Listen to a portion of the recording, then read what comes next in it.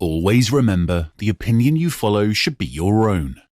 Just consider the things stated here to be a second opinion from a complete stranger online. Hey, what's up, Mike?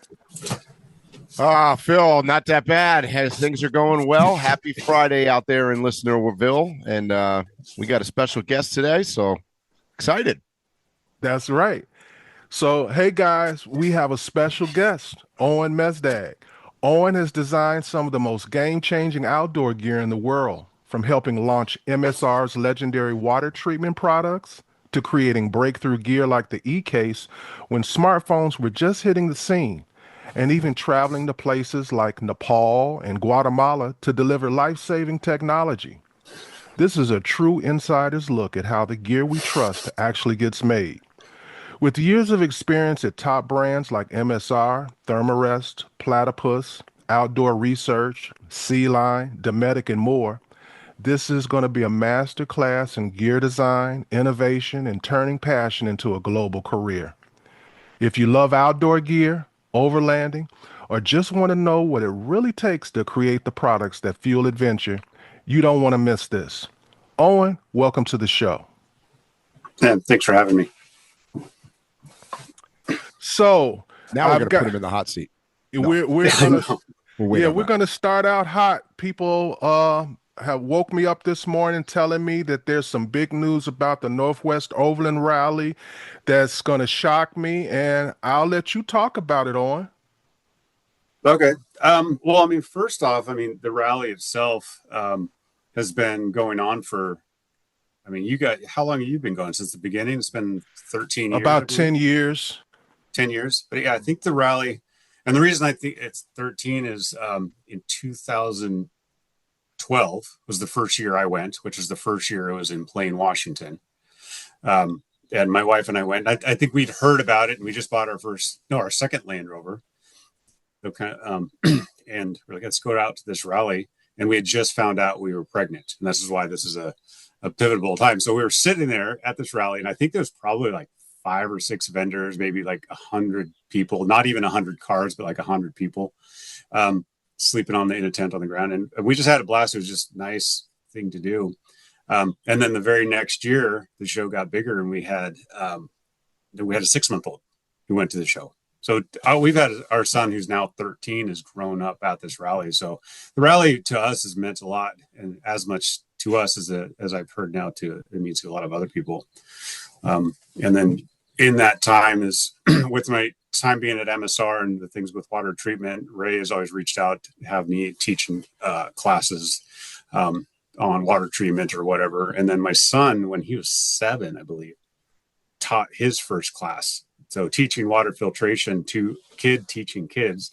And it was, for me, that was a highlight. I think you look at all the years at the rally, I think when watching my son, a 7-year-old, teach a class to kids, and then having Ray bringing him up in front of the campfire being like, this is our youngest presenter, as he's thanking all the presenters. And Teo's now continued that for the last 5 years, teaching more classes.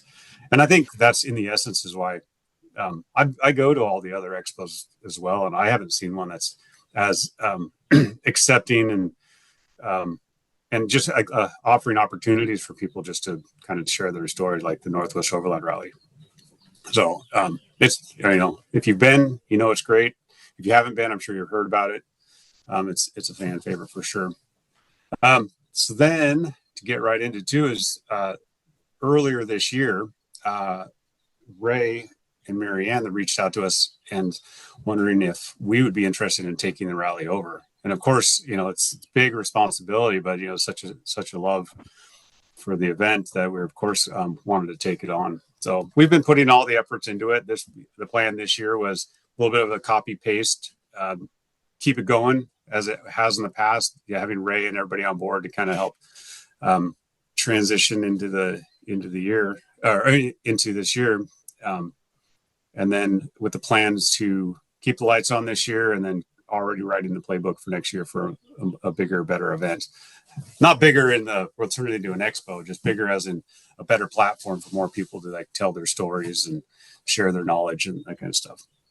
So we've been working very hard on that one, and it's been a learning experience. It's been an opportunity drinking from a fire hose for sure. But I already know most of the people anyway. But as of 2 days ago, we've been informed with, situations beyond our control that we're going to have to postpone the rally. I'm still sitting here. I know that you and I've had the plan to talk today and stuff, but I did not realize that I'd be sitting here in this numb state of disbelief that this is the new reality. So yeah, I made some big plans with a bunch of people, and they basically told me the news. I was asleep. I was woken up to the news by a bunch of people, and I was in shock. Just like you, I've been going for over a decade, and Mike gets tired of me saying this, but I have always rated the Northwest Overland Rally as the #1 rally in the whole United States of America. So losing this year, it broke my heart. Oh, I mean, as an attendee of every show, I mean, if I had gotten the call or the email saying that we're going to have to postpone the show, I would be super bummed out. And so to be the one that has to make those calls, I mean, it was really hard for me. So, so the details of it for the cancellation, I've actually known that we were having a problem with that. This might come up since Overland Expo West when I was talking to you guys last. The technical part of it, and this is boring conversation really, is it comes down to insurance providers. And we know no matter what you do in life, you've got to have insurance. And I think just the way 2025, it's not about this event or this insurance carrier. Everybody's changing policies and rewriting things.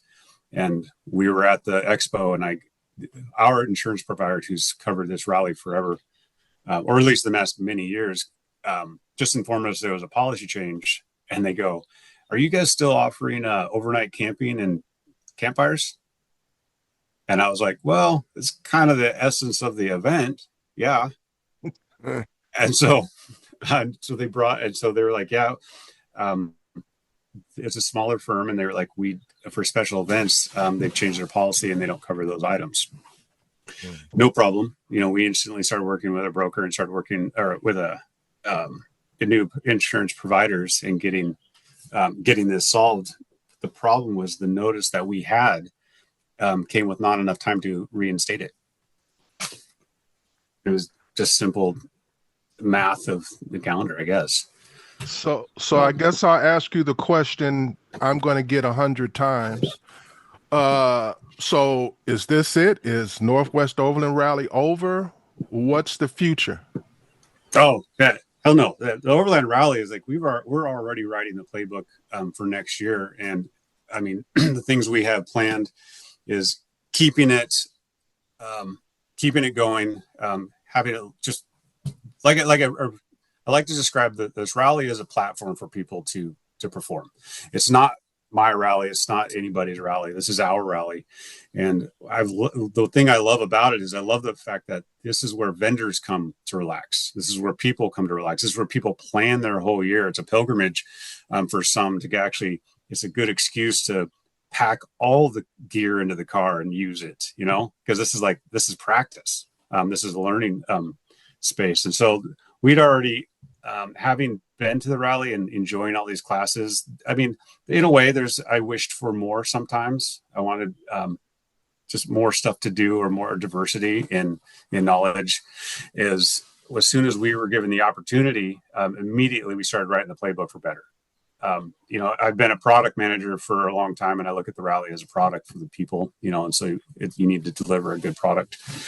And so despite the hiccup we have this year, it doesn't affect next year at all. So. Okay. I'm trying to get Mike to show up next year.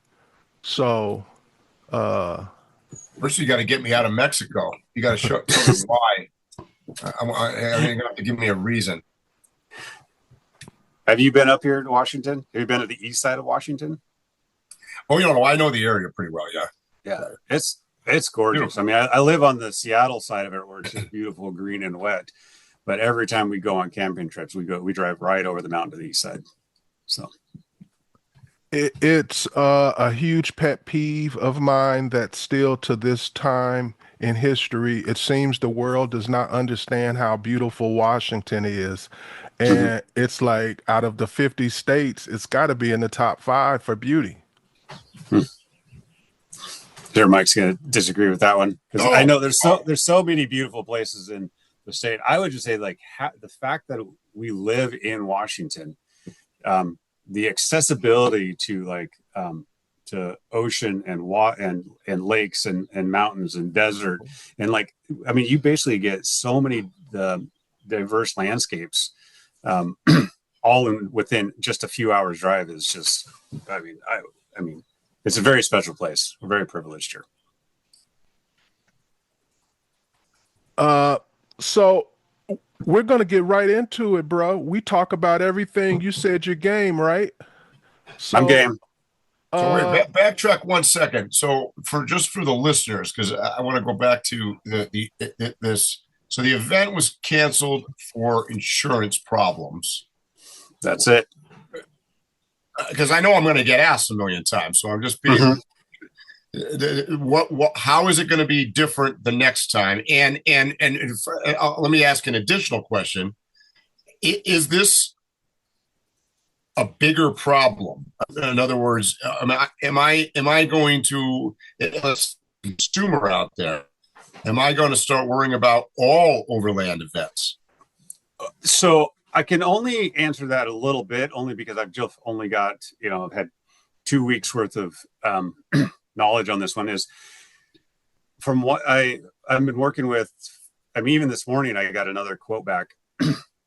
It seems across the board there's a lot of just policy changing, and so all it is you just have to, when you sign up for a insurance application, you write in what you are. And overland rallies they're special events, and so you end up in that category, and you basically pay for your coverage. So in some ways, some of the coverage we found is the coverage is way like the cost of coverage is just higher. You're just going to have to factor that in. And I've talked to a few other vendors. I've talked to I even reached out to Emily from Expo just to so she was aware. And I mean, the amount of support that came out of the woodwork to get for the North Southern Rally was just amazing. And just that's amazing. That's like I say but it's not a problem to get the insurance, but it's obvious that things are changing. Mm-hmm. I've heard this across the board. And the biggest challenge for this year is trying to get everything done and transferred in such a short amount of time since it became into my hands to actually delivering the rally on the same weekend. Yeah.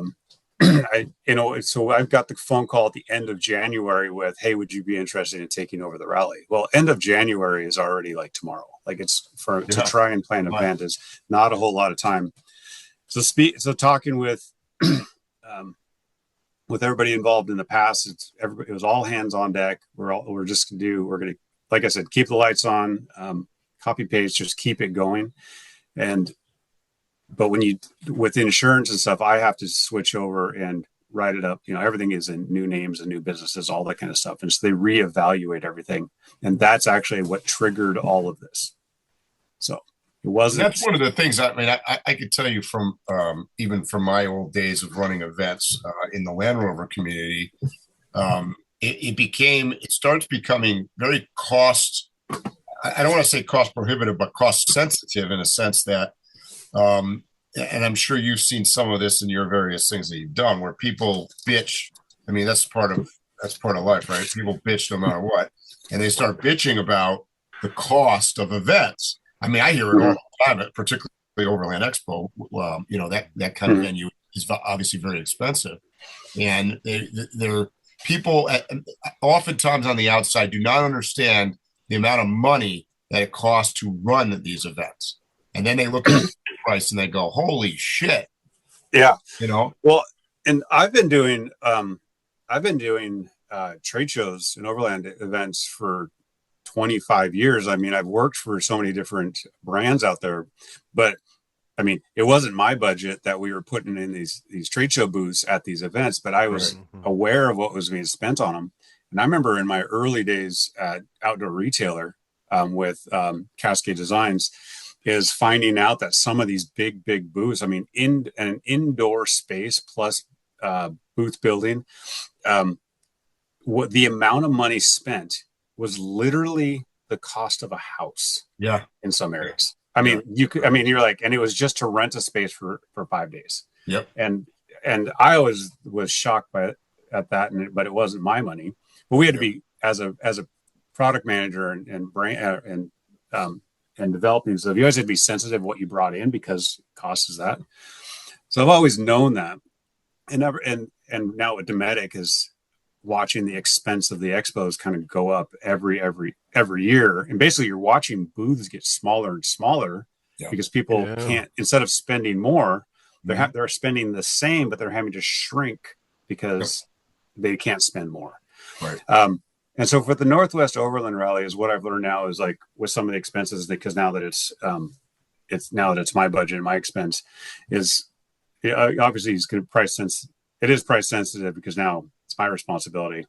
But for me, as the rally goes, is this rally will never turn into a financial burden for the attendees or the vendors. That's my plan. Is to plan a rally that, I mean, like, this is not an expo. This is not a trade show. This is an event to attend, and we are all investors in it. And so it needs to be acceptable for all of us. I mean, that's my plan all along. So, So good. Yeah. No, but the rally as we move forward, we'll be fine. Like I'm saying, I'm talking with insurance companies right now, and so we'll get that. We'll get in contract this year for next year. Everything next year will be already solved this year. Dates will be already distributed this year. Vendors will already know where they're going to be parked, and hopefully we'll get presenters. And then as we roll into that January or February time, everyone then can use that time to know what they're going to do at the rally. Yeah. So just kind of a little sneak peek into the playbook next year is because I call it a platform, is for vendors, presenters, volunteers, anybody who's going to be there. One thing I'd like to do with the vendors is every vendor will have a time slot on the calendar to use as they want.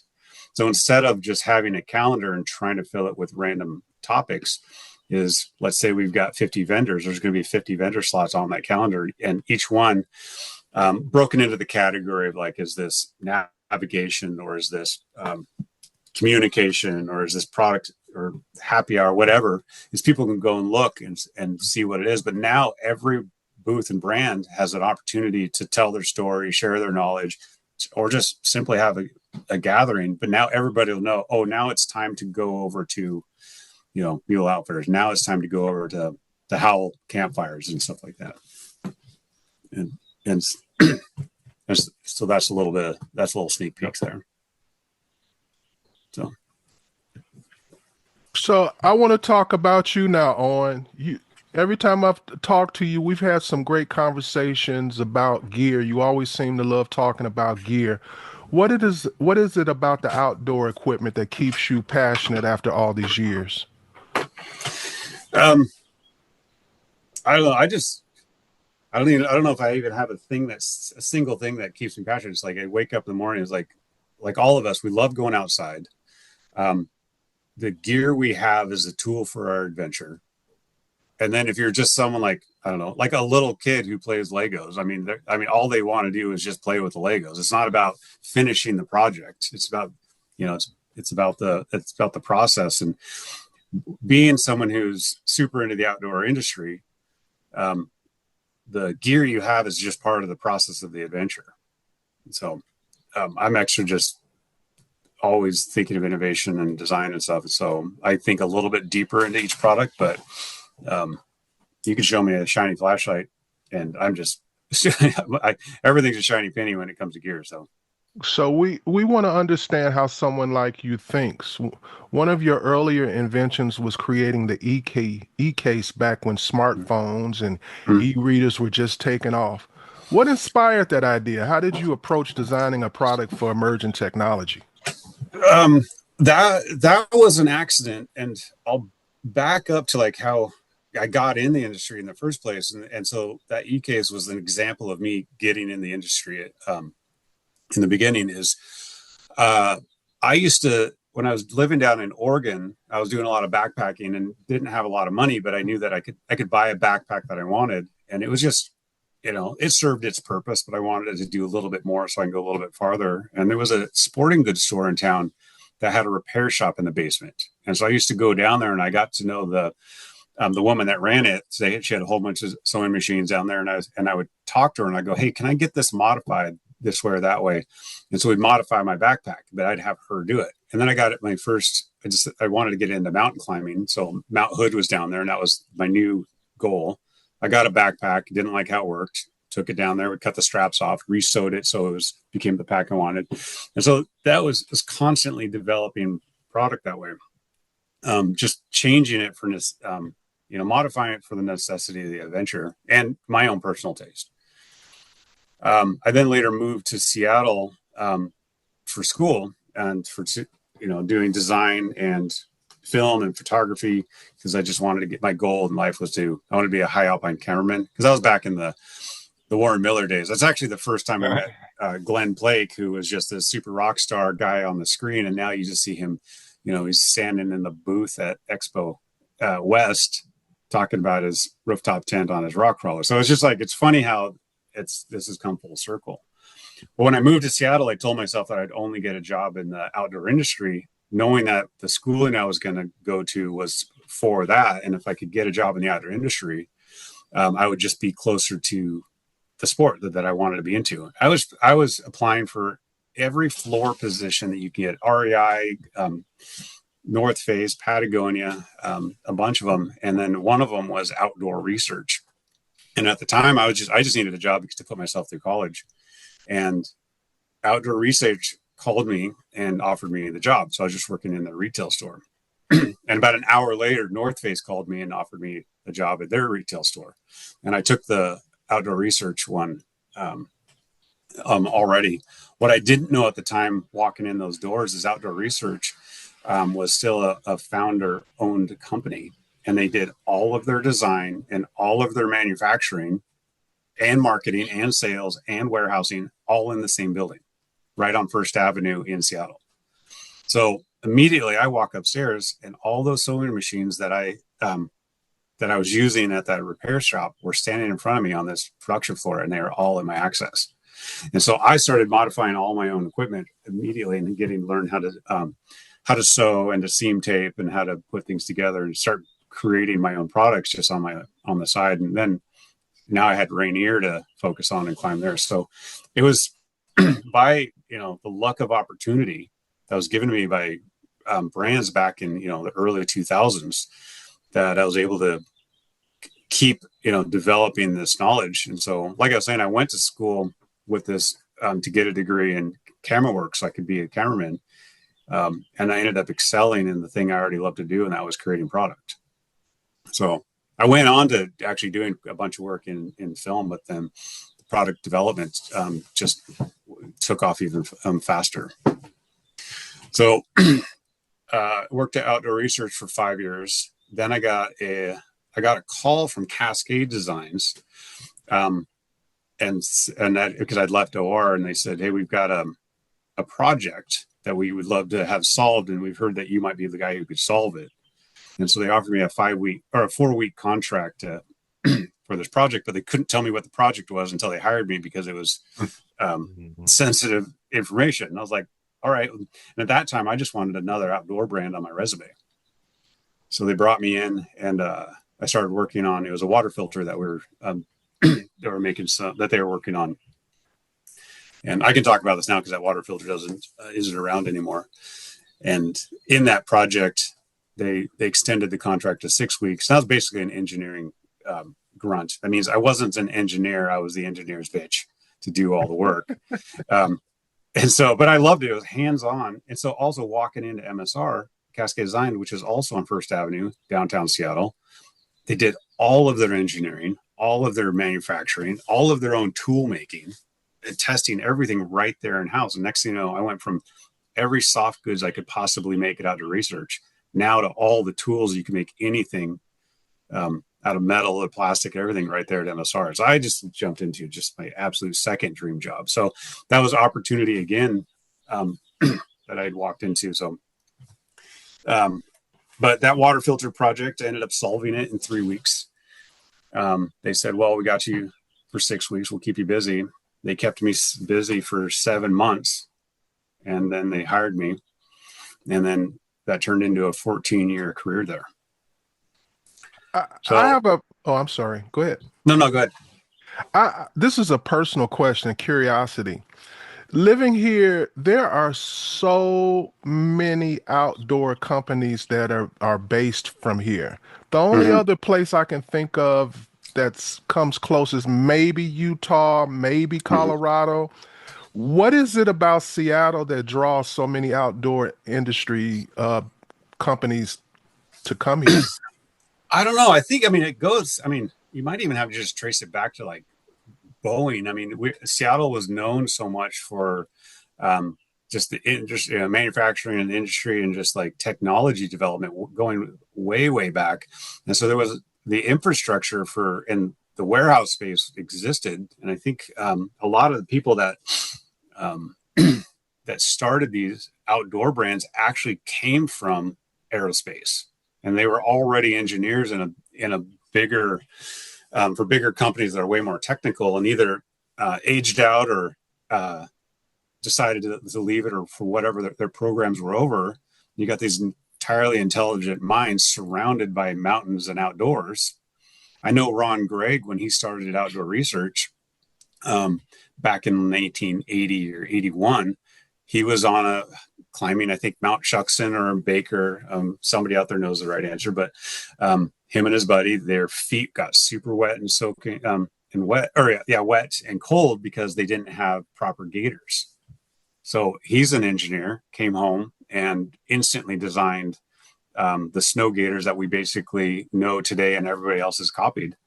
Was Outdoor Research #1 product was snow gaiters, and he was an engineer, and not an outdoor founder. Then MSR was founded by a guy that was also an engineer. It was testing product, and they found out he couldn't test enough good. There was not enough of testing all of his product, that there wasn't good product, so he just developed good product.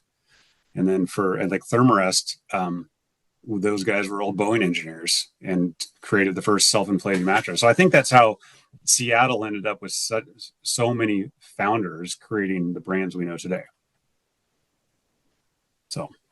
So I have a question about all of that. I know every one of those companies that you've worked for.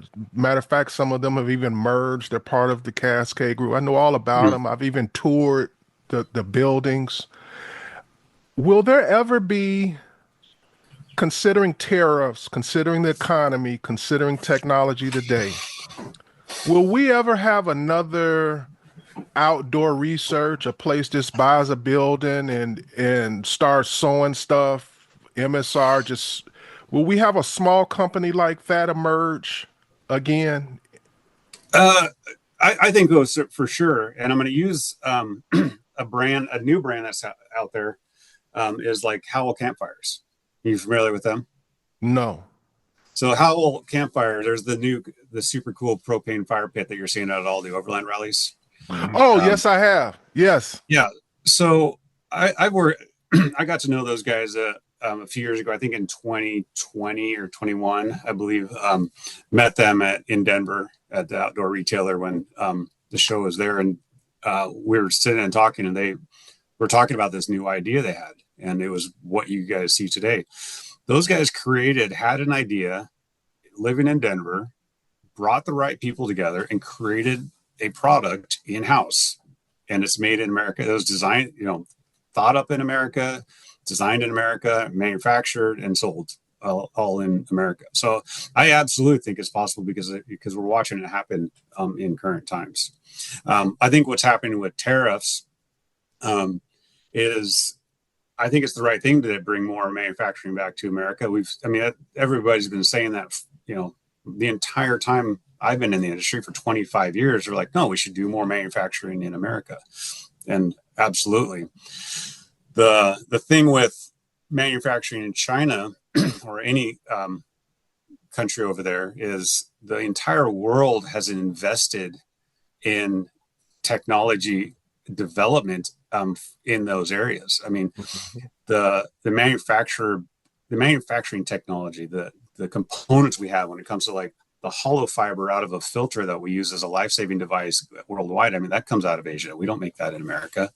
But the world invested in that technology. I think we will always utilize it. Will always tap into the best tech, but I do see us bringing in resources and doing more manufacturing in America, and then we'll develop that tech. But okay. Since you mentioned China, I sent you a video. Have you had an opportunity to watch it? Is it the one with the drones? Yes. Yeah, that's pretty cool. Okay. China, it appears as though, has really, really, really taken control of the drone universe. Mm-hmm. I had a whole show planned last week. We ended up not having a show last week because of scheduling conflicts. I had a whole show about drones in that particular show and the possibilities of what could be done with drones. And in that short week, the world has changed. Ukraine bombed Russia. So I had to kind of flip that subject matter around. I still wanted to show the abilities of the drones, but now thinking about what I showed you about the abilities that they can do with the drones, and then on the other side, what the little man can do with just a basic drone, and you being in production, manufacturing, design, do you see drones moving forward still being a product that a consumer will buy? Will it be more restrictions? I'll just leave it open. What do you think about all of that? I don't know. I think the answer to that might be a bit above my pay grade. It's not I think drones are cool. I think they're a cool tool for photography and exploration and recreation. Watching what's happening with them for just entertainment. I mean, for one, just being here, 4th of July fireworks and forest fires, obviously we want to try to prevent that. And now you're seeing some of these celebrations being replaced with drone shows. I think that's actually pretty cool. I mean, it's a great use of technology to bring entertainment to people, and it's, I mean, the creativity that they're pulling off with it, I find amazing. I think drones as a tool, obviously it's being used as a tool for positive and negative. I don't know. I don't really have enough authority to really have too strong of an opinion on that. But on some of the drone stuff I've worked with some friends that are doing some humanitarian, and being able to, in some certain countries, like in Africa or certain areas in South America, is drones are definitely being a tool to bring in medical supplies into areas that don't have the basically the road infrastructure that's complete or safe or whatever, or too rugged, as now they can actually just transport medicines or blood or those kind of things back and forth. And so I've been fortunate to be able to know some people that are involved in that. And I think that's a pretty cool use for it. Mike, I'm going to start this with you, and then Owen, you chip in. Just a couple of weeks ago in Shenzhen, China, they had the Shenzhen International UAV Expo, which is basically the equivalent of Overland Expo for drones. But I would like to give you some information about this year's attendance. Attendance nearly doubled from 6,000 to 6,000 this year versus 3,300. That's an 82% increase. 103 countries showed up from 54 in 2004, which is almost 50% increase. But that's not the story to me.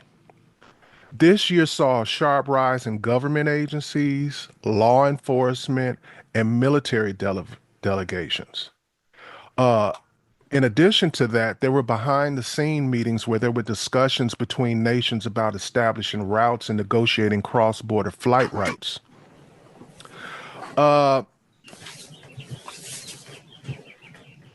Obviously, drone has become big business, but governments and law enforcement and municipalities are finding that drones are the future. Also, we have AI being introduced into drones. Well, into everything, but we're talking about drones. Do you see this being good for our economy or bad for our economy? Because on one side, I could see us having a robust drone market, people working in that industry. Yet on the other side, with the AI implications, I could see some of these drones taking away jobs. What do you think, Mike? Well, I think right now, the number one use for a drone is like just about everything else in the world is to kill people. Okay. It's the truth. I mean, there are more drones being used in military applications than you and I going out and shooting drone video that's playing behind my head right now on the screen. I think that one of the reasons that you saw all these other countries join in on that, the Overland Expo of drones, is that they're sending in their military, their police, their various things. Look, it's been on national stage. We've been watching a war between Ukraine and Russia largely being fought with drones, right? On both sides. And filmed by drones. That's how we're watching it. Exactly. And and filmed by drones. So, I think that's unfortunately if you were asking, Phil, how does it affect the U.S. economy right now? Although there are drones that are manufactured in the United States, they're all pretty much exclusively for either military applications or for largely for agricultural stuff is made here to do field fertilizing and whatnot. But for commercial, I call them quasi, consumer, prosumer use, China's got the control on that market. Like, we've talked about this on past podcasts. I mean, between you and I, Phil, we have, I don't know how many drones we own, a lot, and they're almost all DJI, right? They're all Chinese drones. Mm-hmm. So they're really at the forefront of developing the market. And I think that you asked earlier, I know wasn't the question you asked me, but do I think that they're going to try to put in restrictions and controls on drones going forward? I absolutely. I see that coming for sure, that the government wants to get involved in everything in our life. So yeah. It's not a stretch to say that they're going to start controlling that market.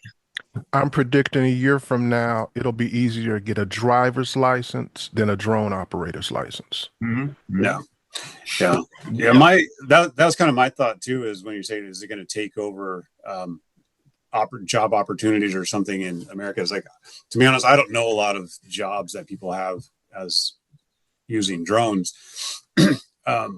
But at some point, with the use of AI, is like, if we're going to use them for any commercial use, I mean, these topics, I always look at them from a product development or an adventure standpoint, just because they're a tool for progress. Is how I see them, and I'm in a good way. Is at some point, like, we know some brands are trying to do drone deliveries or whatever. Is it used to be thought as like, oh, I'll go get a drone license and I can go get that as a job and fly this. But nowadays, what's going to happen with AI is that a facility could have a drone operation, and they'll just plug in a drone operator won't even be an operator. They'll just plug in an address, and then there'll already be an algorithm and a flight path will do the whole work. So I think drone operators are the ones who are being paid by it in a commercial sense. They'll be affected, but I think hobbyists won't. Yeah. So one of the other tools for drones, which I'm seeing, which I think is cool, is I was having a conversation with somebody, is I've seen drones being used for photography, in a sense of being a light box crane. Yep. Putting flash bulbs and light boxes where you could never have one before, and actually creating some really cool effects. Yep. When you see them used like that, that's the stuff I pay attention to. Is how can we creatively use a tool that for a positive. We've talked about that. Even like, I just came back from an overland trip on the BDR, and we in the old days I used to drive my truck to the side of the road, set up the tripod, put a camera up, whatever. We do everything by flying the drone out the window now, out of the vehicle, and put it, stationary cameras. Like we use them on the road at 2 feet above ground. I mean, the drone is turned into a multi-use camera for everything. Right. Not just aerial videography, right? Mm-hmm. You set it up, drive past it, and then tell it to come home. Exactly. That's what I did all last week. I'm with you guys on all the phones, fun stuff, photography and stuff like that. But regardless of how I feel about it, drones are dual task UAVs, and I foresee as time goes on, especially with the meetings that I just told you about, where they're basically negotiating low-level airspace and border crossings and stuff like that, I see moving forward a lot of transporting of illegal contraband up to nuclear warheads or the things necessary to produce a nuclear warhead. I can see some country that we were never ever worried about getting nuclear arms in their hands, having the ability to get them as long as they got the money. Yep. Or the resources or natural resources or whatever to pay for them. The expansion of the drone and the realization is upon us. I can tell you last week when I crossed back into Mexico, it was the first time I ever got asked if I had a drone on board. And so because if you know the law, it's illegal to have it's not illegal to have, it's illegal to use a drone if you're not a resident or a citizen down here in Mexico. But they were asking because, I even saw Mercado Libre, who's the equivalent of Amazon down here, is testing drone deliveries down here in Mexico. So the expansion of that market and the realization that there are multi-use tools is rapidly growing. And because of that, like you said, Phil, I mean, it's only a matter of time. I'm sure it's happening already, where you've got the bad actors, like a.k.a. the cartel or whoever else, they're going to be just flying drugs over the border with drones. Right? Drones are nice because they're super small.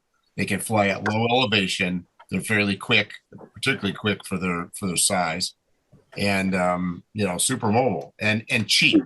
I mean, the bottom line is they're pretty inexpensive. Right. The only concerns I have as far as security here in America is I think we're extremely vulnerable. A few months ago, the biggest news was how swarms of drones were flying over military bases on the East Coast. Look at a couple of days ago where Ukraine attacked Russia they didn't fly these drones into Russia from Ukraine. I mean, some of these were 1,000 miles away. They smuggled these things in because they're tiny. They set them up at a nearby facility or I guess what I read, in the back of a truck or something, and open the roof of the truck. And next thing you know, boom, they go and they bomb. And they don't even have to bomb. They don't set these things up even to do that. They just set them up to crash into explosives, right? So, I mean, it's not high tech. Yeah, they even came up with a solution for the, I forget the name of it, when they send a signal to disarm your drones. Yes, they were using just regular. They weren't using Starlink or internet. They were using cell phone. Mm-hmm. Right. Yeah. And now they're being fiber optic. Yep. And like you said, the guy controlling those drones, I don't know how many were in that. I think I read 140 drones were deployed or something. They were all being controlled from one location, probably through AI. Back at some building in Kiev or somewhere, who knows? Yeah. Yeah. My domestic concern with drones is like back to the delivery thing. If it becomes common for someone's going to Grubhub their dinner and it's going to get delivered by drones, I enjoy my my peace and my my airspace above my house is the fact that I'm going to see just all of a sudden drone. It's going to be like Back to the Future too, when all the cars are in the sky. It's like that. Of course, I worry about. I mean, well, I mean, you took it all the way there to the nuclear warhead. I'm so worried about people ordering Grubhub. So yeah, well, and that's legit though, because like you said, if you're in a neighborhood where on any given night 40 people order Grubhub, can you imagine the amount of traffic that's flying over your house? Mike, you just gave an idea. Don't. Someone's already written this business plan. So. So let's move on to something else. We're going to stick with drones a little bit. My question for you guys is about there's a possibility that Trump is going to administer a total ban on Chinese trade. So that would obviously include drones. I'm just asking for a quick prediction. Do you think it's going to happen or not? Are we going to see a drone ban in America? No. Well, you might see more licensing involved with drones to be able to fly them. You're not going to see a ban on China or importation from China. It's never going to happen. I was going to start with the total ban from China. It can't happen because I'm going to just bring up there's certain elements like back to the water filter. There are a couple countries out there like in South Korea that actually produces a good product, but so many actually like life-saving medical products that are at the component level come from China. They could never ban it. It would shut down the whole country. So, Owen, you're probably the most masculine man I've ever met. So this is why I'm giving you this question. You got to get out one. The Democratic Party is reportedly investing $20 million to win over male voters ahead of the next election cycle. They are investing this money to learn how to talk to men. I'll just leave it as that. What do you think? I don't know. What magazine you read, Phil? Yeah, I'm like, I don't know where to go with that one. Well, can you spend $20 million and learn how to seep into the mind of a man? No, I'm going to tell you why. I'll be the bad guy here. I'm going to tell you why. Because you summed it up. You defined this from the beginning. You started the conversation by saying the Democratic Party. So by definition, the problem with both, I'm going to tell you, the problem with politics in America right now is that they're only looking for answers that back up what their opinions already are. Mm-hmm. So they're not willing to listen outside of their own box. So they could spend $200 billion, and they're not going to listen to their results, because I mean that's the reason they lost in the first place. I mean. No, and by the way, that's not a party thing. Both parties are like that. They're so set in the way that no, they're not going to learn. Yeah, and I'd have to answer it. I mean, maybe it's insensitive to say it, but I mean, yeah, on the both party stuff is. I'm not one for politics. I'm not going to just root for one side or the other. In my opinion, I think Americans deserve better than the options they've been provided. That's an understatement.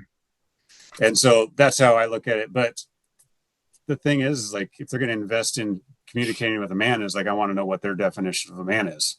So that's a good point too. That's a very good point. So I know that I've got a son, and I know that there's, people talk about toxic masculinity, but I mean, I teach him to be tough, and everybody teaches everybody, in their own way. And my son is as sensitive as he is as tough. I promote both sides because it's all important. But he knows how to swing an axe, and he knows how to sew on a patch. So it's like. So let's take the word toxic masculinity, because that's one of their favorite words. they spend this $20 million. Are they going to look for a new word to say the same thing, or or are they going to learn that it's not toxic? That's what loses me about the whole thing. Toxic masculinity, and like you're asking me to talk about politics, which is my least favorite topic. So keep my words few, but toxic masculinity is a word that is used by people that are offended by it. Yeah. An offense can't be given; it can only be taken. Right. And so there will always be a new word that someone doesn't like.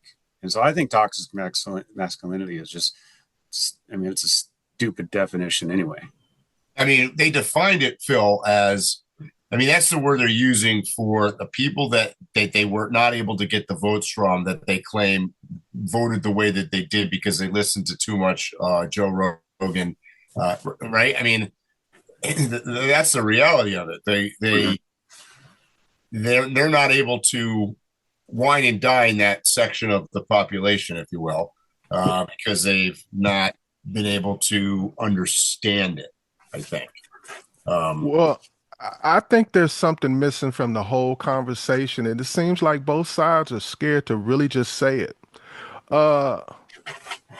Boys are animals. We have testosterone. We wanna put our thing in things. We want to fight. We want to run. We have this energy. It is frustrating to sit in a class for hour upon hour with no way to get that energy out. That's just reality.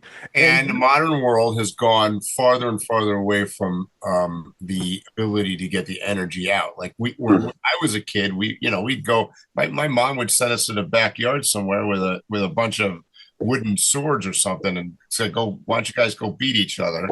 You know what I mean? We'd run around in the woods or whatever we were doing. And now I think with technology, unfortunately we've all gravitated to the sticking the cell phone in front of your face, and I know. But my point is, you can't legislate, you can't wordsmith nature. No matter what you do, a boy is going to be born. He's going to have testosterone. He's going to be what I just described. You're just making him look bad by labeling him something, in my opinion. So, like I was saying, I've got a son. He's in public school, and I totally recognize, like, public school today is not the public school I went to. I mean, we played on the playgrounds I grew up on were way more dangerous than the playgrounds they grew up on. So So you can put in $20 billion into solve something that they'll never recreate, just the raw ability, the raw choice that children were given to entertain themselves like we had. Yeah. And so with Teo, I sent him off to school. It's a good social experiment. He's got his friends, but when he comes home, I make sure to look at what he's learning and make sure to fill in what isn't being taught anymore. I mean, even down to making sure he eats good food, and I'm happy that we can provide that for him, because I know not a lot of kids get that. But then when it comes to just putting in the extra effort of getting outdoors, I mean, going all the way back to, hey, Owen, why do you go to the Overland rally? Why did you take over the Overland rally? For me, I mean, that is that secondary education that all these kids are getting. The plan, not to hijack this topic, but to get on to what kids need, is plans for next year there's going to be a lot more kid focused things. And every kid activity, by the way, next year, adults can join too, but because we're all kids, is getting more of this hands-on stuff, when encouraging him to teach classes at the rally wasn't about just filling the calendar. It was about empowering him to be confident enough to stand up there. Yeah. And over time, I mean, he was nervous. I mean, but if he can do it, I can do it. Like, here I am talking to you guys on TV, on a camera, which is my least favorite thing to do. I like talking to you in person, but now here we're, back here we're sitting our digital friends, which is weird, but somehow normal. But anyway, I think kids, they just need more output because we're all cavemen at heart, boys and girls. Girls, there's certain things that they would just naturally want to do. I think girls are as tough as boys, and generally tougher first. Yep. Yep. And then they all come to age and they find their space. So I let girls be girls. I let girls be boys. Same with boys, but they are different. And I know somebody out there just pissed off that I said that, but yeah, no. I mean, it's like I'm different than you, you know. Yep. So Why is Trump's push for gold standard science having such resistance by the Democratic Party? Say that again. For gold? The gold standard science. So define gold standard science. okay, so I'm gonna surmise what it said on Washington, their website, the president's website. Basically, they are saying that there's no room for opinions. It will be based off of basic sciences. We'll have basic fundamental ideas based off of scientific theory. it sounds like it sounds like they've already decided the opinion of the results. I agree with that. Yeah, and the second piece of that is, I think by definition, Americans in particular are distrustful of, well, they're distrustful of government, but they're also been made to be distrustful of science. Well, the people in charge currently and in the past were people that weren't people in medicine. So it's rare to have an actual medical doctor in charge of these things. It's rare. And even then, a medical doctor still has the potential of having a slant, right? So they're human beings, and they're still going to have opinions. The medical sciences in general is not a perfect science, anyways. So something's wrong with you. You go get a second opinion. Right? Well, I mean, and science by nature is always evolving anyway, and it should be. So, what's that? Science is an evolving topic anyway, and it should be. That's the whole point of science: is the more you learn, the more you know. That's right. Which then it just continues. So you can't. So gold standards of like science. It's like fact science. Yeah, it's scientific fact. It's like, oh, we hit the end and that's it. The end. So I think this is an oblique attack on, and a very strategic oblique attack on gender studies and climate change. There are a lot of. Are you saying it's an attack by Trump's administration? By Trump to have a gold standard. I think months or a year down the road, they're going to use this gold standard science to make more concrete the idea of gender and what defines gender. And if it's not for that, I definitely think it's for climate change. There are a lot of people who feel like they're scientists who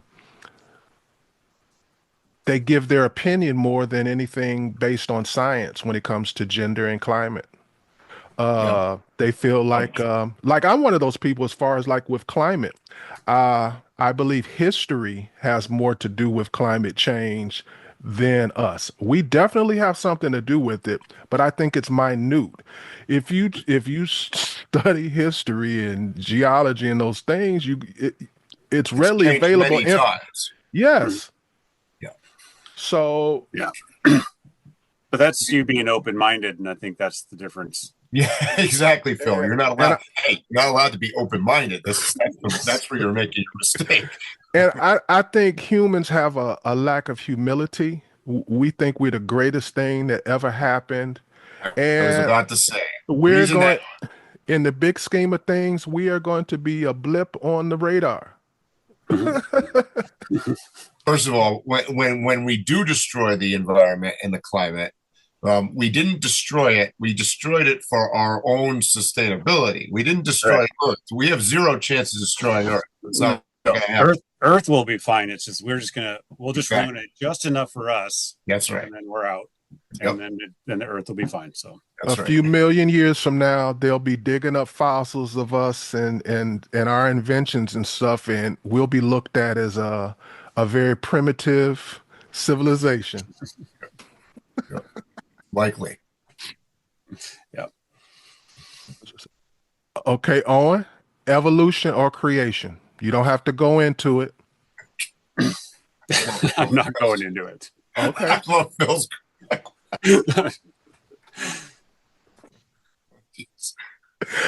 I had to ask. We were talking about science. Okay, so do you think a scientist can be effective if he is religious based? Well, Or science. no, maybe more God based, because you can be religious based and not be God based. All right. Well, I mean, science is a broad topic, so yeah. Okay. I think you can do both. Yeah. Okay. I don't have an opinion. It's a way you define something. Like I could take the theory of evolution, right? And I could say, you know, Darwin's theory on whatever. That in itself does not necessarily preclude the quote Christian faith, if you will, because it's semantics. It's all about time frame and how long something took and all this other stuff. So I think there's a coexist possibility. All right, guys. I agree with that. That's technically my answer. It's such a big topic that's divisive. It's a big topic. I don't like being on this one side or the other of things. So I'm honestly fucking with you. Yeah. Good.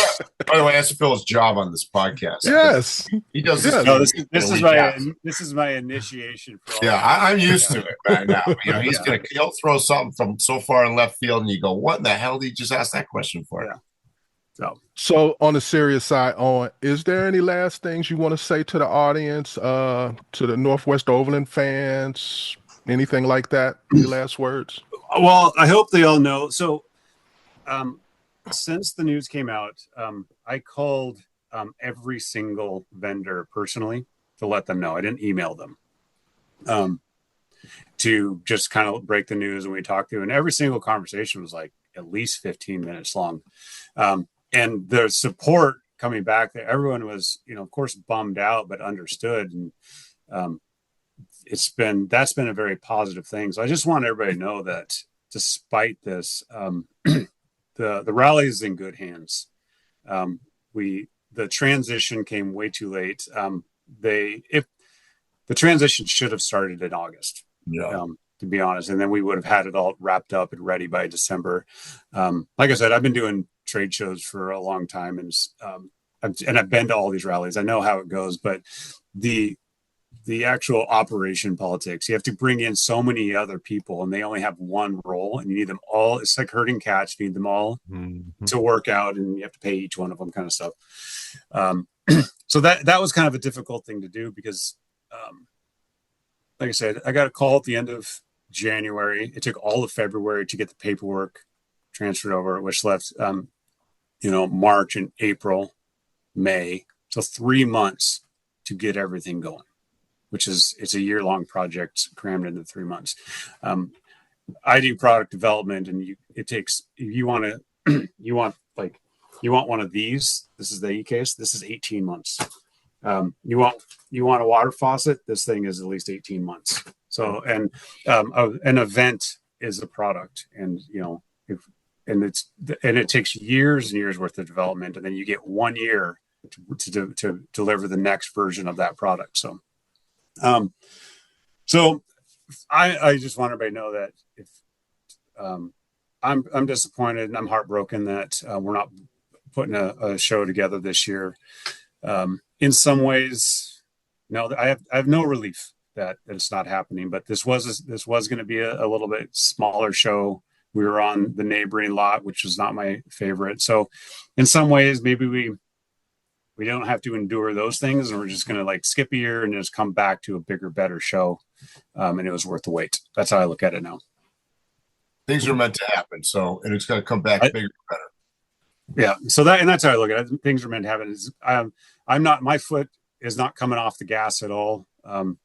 I'm already, we're just going to start focusing right now. And my goal is to reach out to every vendor and still communicate often is throughout the year, just so everybody knows what's coming and they're excited for it. There's a lot of trade shows going on. There's a lot of rallies going on. They're everywhere. I get told like, well, oh, the Northwest. But they ain't like the Northwest Overland Rally. Let's be clear on that. There's nothing like the Northwest Overland Rally, period. Exactly. Well, the thing is, they're like, hey, this is so close to this rally or so close to that rally. And I go, hold up. This was the only rally and everybody else showed up. So just remember that. So the Northwest Overland Rally will never be in competition with other rallies. I know Overland, they've got their new big thing coming up. That's a new event on the calendar. The Overland Expos, they added SoCal this year. So there's more and more and more. My only goal is we're gonna throw a great event, and we're just gonna be the one that people prefer to go to. I love it. So how do people find you, Owen, and how do people get updates on keeping up on what's going to happen next year? So we are if you're going on to the Northwest Overland Rally website right now, it's absolute garbage. I apologize to the people who I know who put it together for saying that, but it's not. It needs to be better. It needs to be more with it for today. So we'll be developing a new website that's going to and you'll basically watch the painting get painted as we move along the year, as we, start broadcasting and you'll see the schedule get developed and the highlights of things to come is keep an eye out for that. Still use the, northwestoverlandrally.com website. If you log in now and in the next 2 months, you're not going to get much, but look for it. And then, obviously, then email me anytime. I check the email box is open. The moment I open my computer, it's there, and I'll communicate with people. And social media. The goal now is to bring in some social media help. I love Instagram. I click on it every day. Do I post every day? No. So I got to get better at that, and I'm going to bring us the support there. But the Northwest Overland Rally, it would seem like there was always kind of this peak right around rally time to promote the rallies coming. And as soon as the rally's over, it just drops off all year. And so what we want to do is I'd like to take that time. We got 52 weeks in the year. We generally have 52 vendors. Can we highlight a vendor a week and just kind of say, hey, these are the people that come, and there's a lot of small brands out there you brought up. Can we bring more manufacturing and who's doing what new? So can we promote some of the smaller guys and help expand their platform with a larger reach through this? 100%. That's actually going to be one of our goals. And there's so many other social media platforms out there that produce so much good content that maybe not everybody follows. I'd love to talk to Justin at Factor 55 and just repost some of his stuff because his content's so good. And just keep doing that. It's just kind of keep it fun, and that way people know what to expect when the rally finally does show up. And then prior to the rally is then we start promoting the events of the rally. So just keep a constant cadence is my hope. Cool. Mike, you got any last words? No, it sounds good. I'm excited. You'll get me out of Mexico to come up next year. All right. I'm going to write you down and say you're going to be there. So that's right. You can bring the turtle. I will. I'll bring the turtle too. All right, guys, you know what I'm going to say. Stay safe, tread lightly, and hopefully we'll see you here or on the trail soon. You have been listening to Waypoint Overland's Random Waypoints. Like, subscribe, and stay tuned for more.